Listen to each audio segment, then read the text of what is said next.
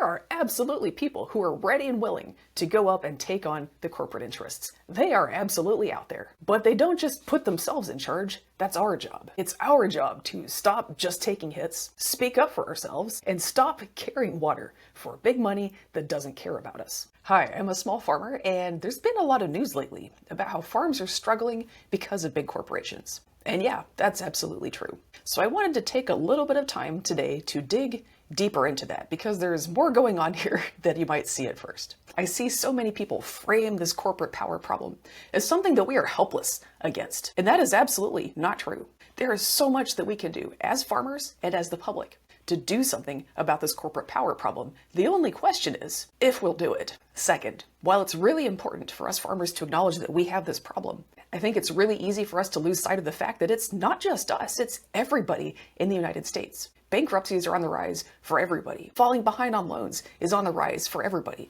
Grocery prices are up for everybody. Home prices and mortgage and rent, doctor visits, health insurance, these things are going up for everybody because of the same reason: business consolidation and unchecked corporate power. It's really important for us farmers to say, hey, we have this problem. But if that's where it stops and we forget that everybody else has this problem too, then we feel helpless and we feel alone. And that is also absolutely not true. Again, the only question here is, will we realize that we're not alone and team up and add our strength to the people who have been working on this for a long time? So what I want to do with this video is just sit down and talk about cost of living, about corporate power, with a little bit of extra information for us farmers on how we got here and what we can do to take some control of this situation. Because yes, there is a lot we can do. And to keep us all anchored in real life a little bit more, I'm going to use some things from my family's budget to help show us what's going on for people in and out of the farm sector. I got married pretty young, and the first few years of marriage and motherhood were financially rough, to say the least. So after many years of struggle and saving, we are finally in a nice, stable situation, and the cost of living is still kicking our butts. I know a lot of us voted for people who ran on the cost of living and how they were going to take it back down. Well, it's been a year, and depending on how you look at it, inflation has either not budged or gotten worse. And as farmers, we have even fewer options than we did just a year ago. It's good to be straight with ourselves about that. And as fun as it is to just complain, it's an even better use of our time to talk what we can do about it. Our customers are in trouble too. If we want our current situation to get better and stay better, it can't just be about solving our own problems. We gotta be proactive about making sure our customers, other Americans, are doing a lot better than they are right now. And this goes way beyond crop and livestock prices. I see so many family farms trying to save the farm by diversifying into agritourism. Well, agritourism only works when people have what? Free time, money to burn, and a car that hasn't been repoed yet. So now we've got all these farms with agritourism as their backup plan for when crop and livestock prices are low. But when the economy's bad, that doesn't even work anymore. As farmers, long-term planning is supposed to be our strong suit. So I want to look at the full long-term economic picture of these times that we're in. By the way, if you're liking this video, if you feel like you're learning something, go ahead and hit that like, subscribe, or leave a comment. It really does tell YouTube to show this video to more people and help get the word out. And if you really like it, there's a Patreon down below. Go ahead and check it out. Now let's talk grocery prices. I'm a farmer, spoilers. So on top of the veggies that I'm growing for retail and wholesale, I'm also growing a lot of food to eat here at home. Things like berries, tomatoes, cucumbers, ground cherries, basically anything you can grab straight off the plant and put it in your mouth.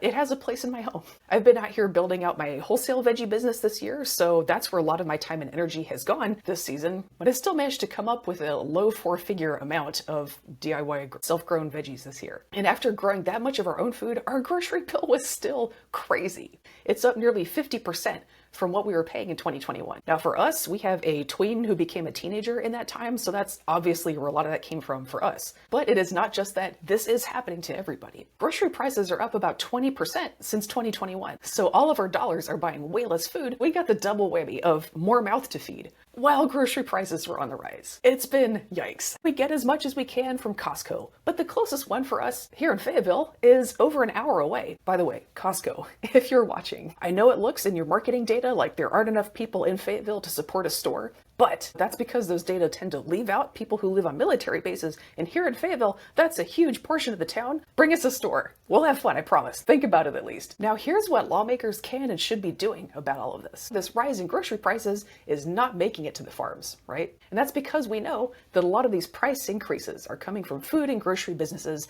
getting so big and having so little competition that they can overcharge people without consequences. They're behaving like cartels because that's what they are. And the big companies actually agree with me on this. The big four beef packers that control at least 80% of the US beef supply, that's JBS, Tyson, Cargill, and National Beef, are getting sued up and down the field for being cartels by big businesses like McDonald's, Sodexo, Target, Aldi, and ranching groups, and by consumer groups, and they are paying out huge settlements. We have the same problem with grocery stores, where chains keep buying each other up, leaving less and less real competition for our dollars. So those companies get to behave more and more like cartels too. There has never been a clearer case for trust busting, for the federal government to step in and rein in these big companies and force them to compete with each other the way a free market is supposed to work. So why isn't the government stepping in to ensure more competition? Here's the thing I guess a lot of people don't know.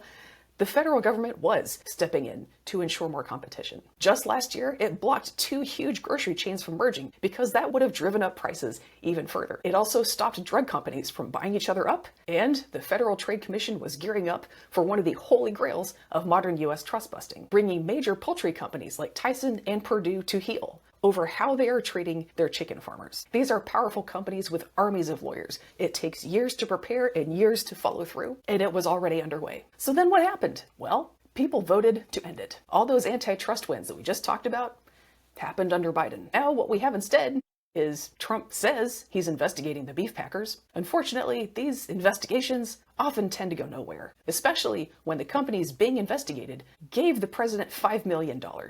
And when the president is a guy who's really dependable at giving out political favors to people who give him gifts. This is one of those things where it's nice to have already run for office because the cards are already all on the table. There's no, is she, because I've had that experience and because I've worked with so many people who are lawmakers and gotten a pretty good sense for how they perform in the job, I am off and on again highlighting people who are running for something this year and I think would do a good job. We've got a Senate seat coming open and we have 2 contenders. One is a literal lobbyist for big corporations and the other is someone that I have personally had good experiences working with to roll back corporate power and make sure that North Carolinians are getting a good deal. Years ago, I ran across a problem with energy bills. I saw something that Duke was doing that was going to make energy a lot more expensive for North Carolinians. So I made sure to get my facts together and I flagged it to the governor's office. That was Ray Cooper. Duke Energy is a very powerful corporate lobby here in North Carolina. Not giving Duke what they want can be very politically costly. But you got to give him credit. You don't wind up governor by not knowing what you're doing. And he and his office addressed the issue. And I was pretty impressed by that because I was a nobody. I wasn't a donor. I wasn't a lobbyist. I was not representing any kind of interest group other than myself and other North Carolinians who did not want to get hosed on our bills. And he and his office were responsive to that. That's what I'm looking for in an elected leader. Someone who will respond to the public's needs, even when it's not always the most easy thing to do. That's the job. We have a lot more sway than we probably think. There are absolutely people who are ready and willing to go up and take on the corporate interests. They are absolutely out there. But they don't just put themselves in charge. That's our job. It's our job to stop just taking hits, speak up for ourselves, and stop carrying water for big money that doesn't care about us. That's our job. We cannot abandon that responsibility to ourselves and then complain that nobody's helping us. I feel like a lot of us in agriculture feel that if we've complained to the people in power, then we've done our job. Sometimes you have to break up with your politicians. If you want politicians to perform for you, you have to break up with them when they don't. That's why we have elections. If we don't do that for ourselves, we cannot complain that things are not turning out our way.